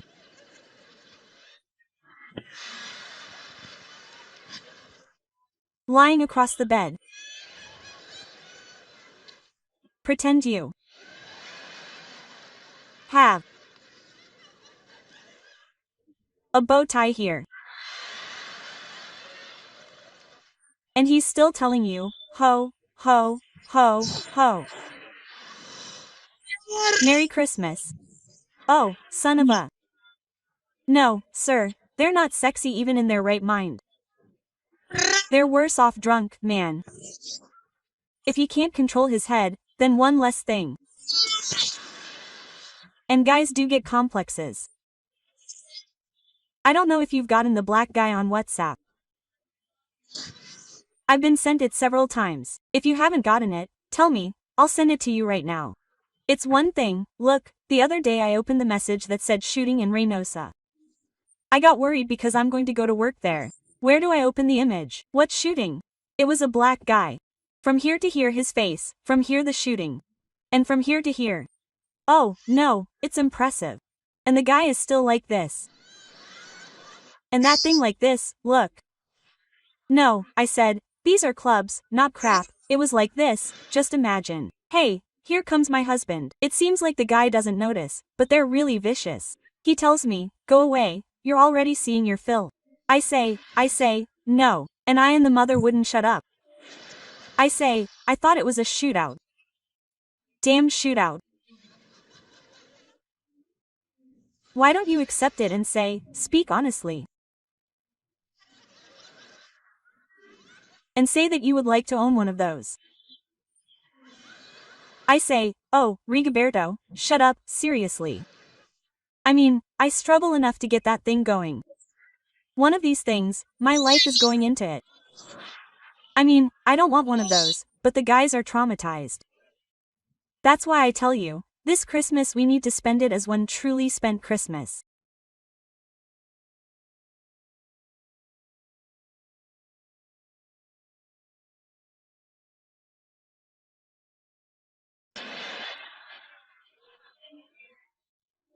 From the moment you wake up in the morning and go to the bathroom and here, you even say, is this bastard turning into a Tasmanian devil or what?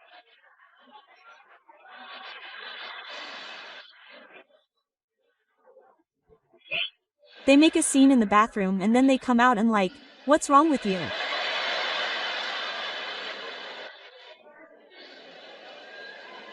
Are you okay?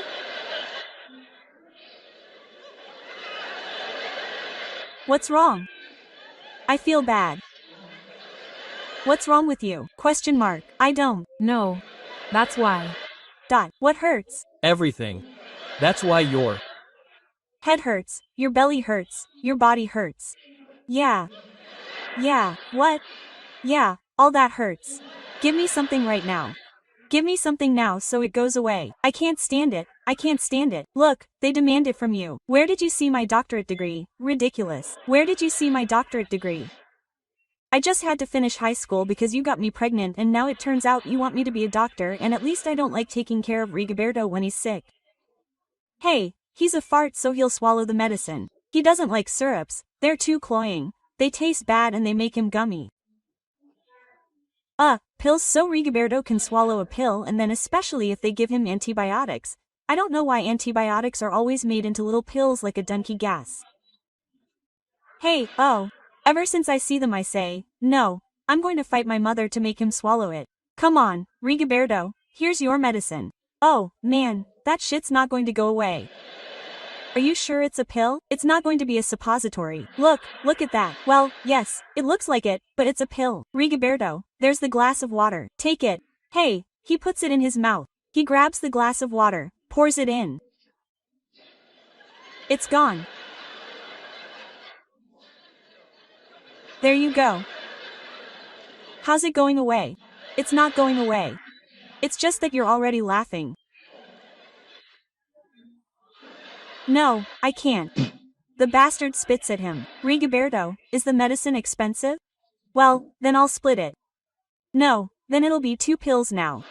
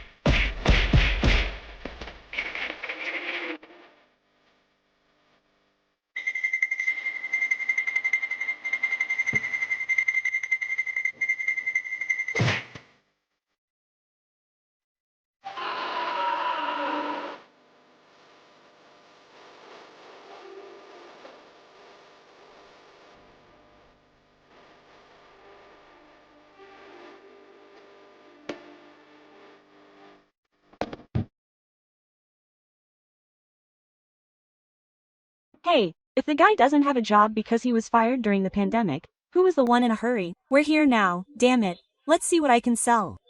Right? I was already pawning things, and I got angry. I got angry a lot during the pandemic because I realized when I got to the pawn shop that the jewelry I gave away was Rigoberto, 14-karat white gold, and I don't know what else, just crap. When I got there I said, well, to help Rigoberto, right? Or rather, to help myself, because I'm the one who supports him. Well, I said, well, to get by, I went and pawned my things, and they only took 2 rings that I had bought, right? I bought those and the others were gifts from Rigoberto for past anniversaries and I arrived and the girl said to me, oh, Yuri, what do I say? This one, oh, it's really hard. Quote, I said, look at how much it weighs, huh? Look, check how much it weighs. Quote, I almost think it's half a kilo of gold. I mean, you're giving me $1 million for money. She said to me, no, Yuri, no. Up until now, gold has been devalued. But hey, look, I really have to test all your jewelry because I don't know if it's good. I mean, what the hell? No, I told her, it was a wedding anniversary gift to me. I told her, I don't think Rigoberto scammed me. I told her, he even brought it to me in a jewelry bag and everything. I said, they always buy the same thing because it's always the same bag. I mean, it's always that.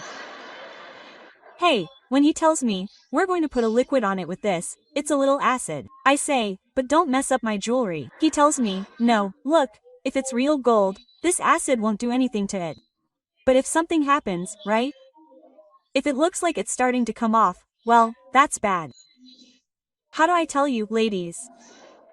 How do you think I felt when they just put the liquid on and smoke came out? Look, that smoke was coming out and everything broke. And that's when I understood why I would put it on and my finger would turn green. I mean, and I would say to Rigoberto, why is it going to turn green? Look, and he even told me, well, your pH is really acidic. Look, now it turns out that I'm acidic, for sake. Those crappy jewels that he must have bought me, I think, they gave them to him for 30 pesos and I still had them in my safe. No, man, if I had known, I would have put up an ad for the thieves. Take this, but take it so that it doesn't make me angry again. Because seriously, gentlemen, how angry one gets and above all, look, right now women really need to relax. Why? Because men complain a lot about us women being loud, neurotic, insecure, menopausal, toxic. You know what, sir? Yes, that's true. If we are like that, it's because of you. Why? Because look, a woman has to yell because when you yell at them they don't pay attention to you. Really? Imagine now if you lower your voice, it will be less. In fact, you'll disappear into ridicule. Why? Because how many times do you tell him, please, since you're going over there, turn off the light. I left it on. Turn it off. Look, that's how you give him instructions. Come back. Did you turn off the light? Which one? I told you. Turn off the light, damn it. Hey, don't yell at me, don't yell at me. You yelled at him and he didn't hear you. Now imagine, turn off the light. Well, less. That's why we become loud. We are insecure because we never receive support from him. Look, right now how many women sometimes bring a headache or simply are not in the mood and tell him, What can I make for dinner? Well, I don't know what you want to do. Well, no, I don't want to do anything, but I have to. Just like right now I can't think of anything. Give me ideas like you want to. Look, you give the bastard a hand so he can choose the food. Well, what would be good? Look, he already asked you back. It's so easy for me to tell you what I want, but no, there's one. Well, I don't know. Look, I have chicken and beef in the fridge. I can make you a mole or a stew. Go ahead, yeah, fine. Well, then, what do I do? Whatever, whatever.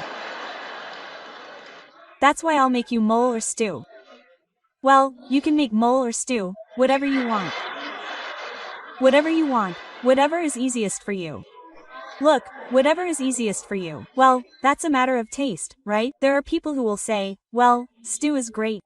At least for me, mole is easier because I go to the store, buy the one that's already jarred so as not to get into complications. I boil the chicken, from the same broth that I used to make the chicken, I put it in the blender, I add the mole. If I want it spicy, I add Japanese chili, right? So I can grind it, I add it and I also put the ajunjuli on top. I make a rice soup with vegetables, right? Canned, because it's a pain to go around cutting carrots and all that. Canned, so it tastes like a banquet, right? Like a banquet soup, right? You talk to him, come on, come eat. What did you always make, mole? Oh, I was already savoring the mole. Do you see? That's why we become insecure, because we never have their support. How many women say that their guy says they're toxic?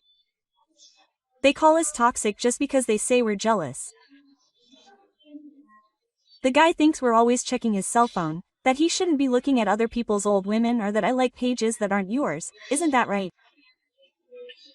Because that's how, you upload your post, you here with your best photo, after 50 photos you upload one because you only kind of like that one, we're never with Jormies. Well, in that one I look good. You upload it, everyone comments on it, they like it, hearts and everything and your dude, nothing, until you tell him, why don't you like me or something? No, I haven't even logged into Facebook, and there he tells you the ridiculous thing, but where do you check it? And it starts there, it says, your husband likes so-and-so, so-and-so, so-and-so, list the, and you go in and you slam the old ladies and one says to them, that's it, where do you know her from? Hey, where do you know this old lady from? Well, I don't even know who she is. That's how the air. There they go looking at other people's women. I don't even know her. So why do you like her? And why do you have her as a friend? Well, I don't know. Check it out, because it seems to me that my account was hacked. Because I don't even know her or anything. I'm going to delete it for you. Well, delete it anyway and take a screenshot for some investigation so that the woman's account doesn't get deleted. That's how they are. And men say, my wife is toxic because she's jealous of me. No, sir. I mean, how do I explain it? So that you can get the man out of your mind that you fight with them.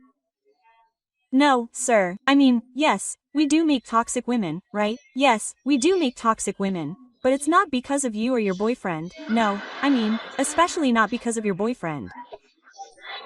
I mean, there are more good women out there. But you settle for what God sent you and what you settle for, right? No more, well, whatever. It's not that, sir. What you fight for is that the guy doesn't go around acting like a jerk with someone else because you've already taken your chances. Not much, no, miss. Put up with it, washing his clothes, giving him something to swallow, faking orgasms when you don't feel anything, all that. Remember to subscribe to the channel, click the bell so YouTube will notify you when we upload a new video and you'll be part of our fan club. Follow us. Did you like it? Do you want more? Well, follow it, they're free.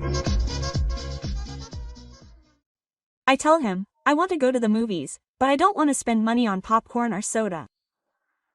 I need you to smuggle me food for the movie theater. Quote. Envelopes.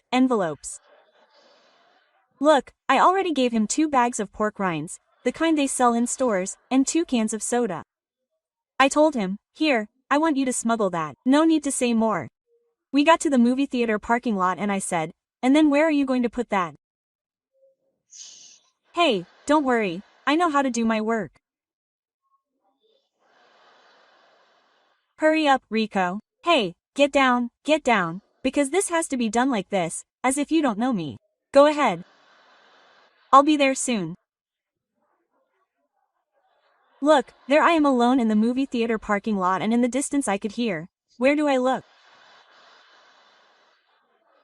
There came Rigoberto. When we got there to the movie theater, you see that you can't just bring in food. They heard him and told him, a search, sir, my lawyer. I need my lawyers, quote. Yate dried him up, Rigoberto, they already caught you, idiot. Where are they going to get the bags of the crushed pork rinds?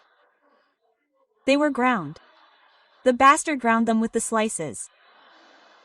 They even told him, pass them, they're not considered food anymore. They already let you pass them because they were so ground up. Quote. We went into the movie theater, I told him, well, pass me the pork rind spinol that you made. There I was, throwing up some pork rind powder.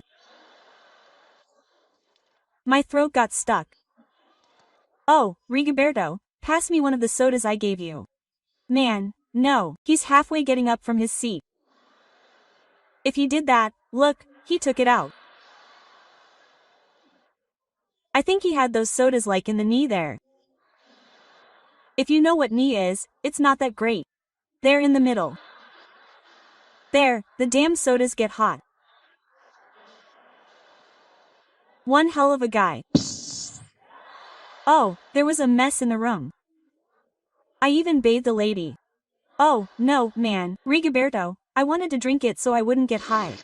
Oh, man, Rigoberto, this tastes like pure eggs. How awful. Take them over there. Rigoberto failed as a drug dealer. But the thing is, guys believe everything they see on TV. Imagine that. The other day I was also watching that movie about the Waisaws. I don't know if you know them, the Waisaws are like gringos, I think. They're gringos. Oh, I don't know, but they're like crazy or stoned. I don't know what they're up to. Hey, they're there walking around naked on the street, shoving things up their tails. Oh, no, how curious, how curious. Rigoberto was laughing and laughing. I was already falling asleep, but Rigoberto's laughter surprised me. There I was and I could hear it. Ha ha ha. Where do I turn? Well, why are you laughing so much? There I am watching one of the Waisaws dressing up like a mouse. Look at the nonsense, huh? As a mouse. They even put little mustaches on it. Then, once it was dressed up, they put it in a transparent bucket full of snakes and it still did. Hey, no. The snakes jumped on it and one of them caught it. Oh, Rigoberto, look at some more. It got it, it got it. He was excited. Slobbering and I'm suffering. What? And we painted the whole house. What? Oh, no. I couldn't find it. What's he doing? What's that, Rigoberto? Why do you like looking at those things? How much do they pay those people to let themselves be bitten by the snake? Isn't it poisonous? Look at that. At what point? You were laughing out loud a second ago. At what point? Look, I'm telling you that they unplugged. Ha ha ha, and he disconnected. We're not like that. We struggle. That's why the day I felt bad, when they gave me the second dose of the vaccine, I lay down, I wanted to rest. I had been in bed for 5 minutes. When Rigoberto arrives, how are you feeling better? No, Rigoberto, in fact, I'm just going to bed because I feel so bad. That's why, go to sleep, rest, turn off the TV, turn off the cell phone, disconnect from everything. I want to see you well. I take care of your kids, that's why I'm here to support you. Thank you, my law. Thank you, my law. I couldn't believe it. Another 5 minutes go by and Rigoberto comes back again. He's already gone. No, Rigoberto, no. On the contrary, I think the more time goes by, the worse I'm feeling. Well, that's what I was telling you, man. It's not hurting you. What? Lying down all day. Look, all day. I had only been in bed for 10 minutes, but for guys it feels like the whole day because guys can't stand seeing their wives rest. And it still bugs me, it brainwashed me. Rigoberto, well, I'm telling you because the bed sucks, huh? When you're sick, the worst thing you can do is lie down and be like, oh, it hurts, oh, I feel bad. You alone are giving strength to the disease. The disease must be deceived. Get up, feed us dinner, wash the dishes. That's what the disease will say. Oh, it didn't listen to me. Well, I'm leaving. Look, there it is, the idiot speaks like a virus. Do you know why? Because the guys don't believe us when we feel bad. They think we're acting. They think we're pretending when we tell them our head hurts. Like when they want us to make love and we say, no, it's just that my head hurts. The guy doesn't think so. It really hurts to think about the time you're going to waste. While the guy just thinks he's doing you a good job. The Oscars just happened. We all deserve an Oscar. All of us. Do you think it's easy to fake the oh my god, oh, yes, yes, yes, yes? No, I mean, that's hard. Of course it is. It's a lot of acting work, huh? Imagine. And then now the guys with so much information, they check to see if it's true. They even touch it there to see if they feel any moisture. Well, drink a lot of water and pee like that so the guy believes it. Look at all the work it takes and he still finishes making love to you and asks you, did you like it?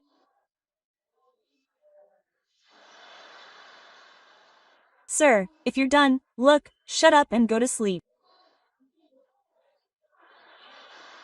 Stop asking stupid questions, they're making us sin.